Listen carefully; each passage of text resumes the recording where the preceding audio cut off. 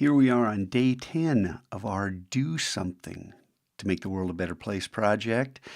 And I'm going to confess to you, this was an experiment, and I fully expected some of you to get it and some of you to panic or to not pay attention. And that's the nature of high school. But I want to help improve learning in high school. So we did this 2-week project. I took you off what you love to do, but I did try to tell you to pick something that you really care about. Look inside. And I tried to give you an example of what some kids had done, an idea, a beautiful idea, that doing little things and making small differences really does matter. And then kids who've made huge impact. And then came these distractors that you get so focused on trying to find a solution, you need to be distracted now and then. And some of you chose to watch these and some of you chose not to. That's okay. But right now, I'll tell you, it probably would have helped you to take, a few minutes out of the beginning of your day to be distracted and then return to your project, and you'd have a little fresh frame of mind. But I want to ask, how many of you looked backwards and said, hey, look, this applies. This applies directly because this is where I wanted you to work. I wanted you to work, well, let's go all the way to Zim and what you're good at. But I wanted you to stick in this zone and to realize that if you have a purpose and you have a positive attitude, do you remember this? Remember this? Talking about killing two birds with one seed and feeding, or with one stone, the old saying, kill two birds with one stone. And I turn it around and call it feed two birds with one seed.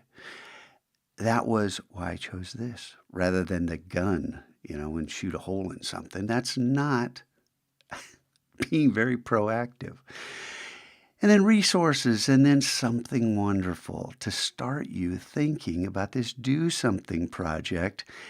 And here was an example of doing something, if you think about it, right? So I will be collecting these projects today, and what I want you to do is to read. You need to read the details inside this quest because it's going to tell you exactly how I want these things submitted. And I got to tell you, following these instructions is important.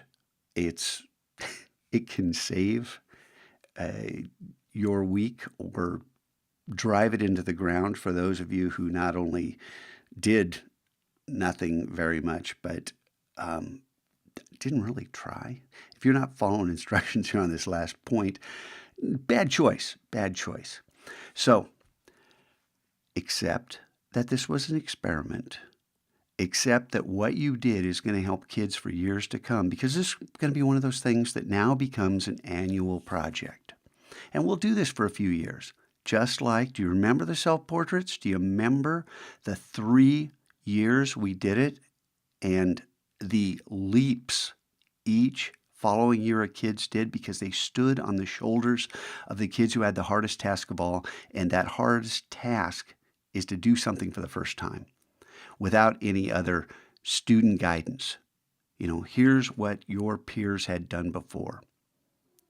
Okay, that is so helpful, and you didn't have that. So I'm going to cut you some slack with this, and just understand, I want you to finish strong, and finish strong includes the option of coming to tomorrow's MacLab Saturday School, and you have time. I'm going to collect your files today. Even if you say you're coming, I want your files. You can replace them tomorrow. But I want you to read this one more time and to think about how you chose to approach this project. And I want you to look at what Edmund Burke said and realize that doing something, however small, is important. You got it? Good. See you tomorrow. MacLab Saturday School. Don't miss it.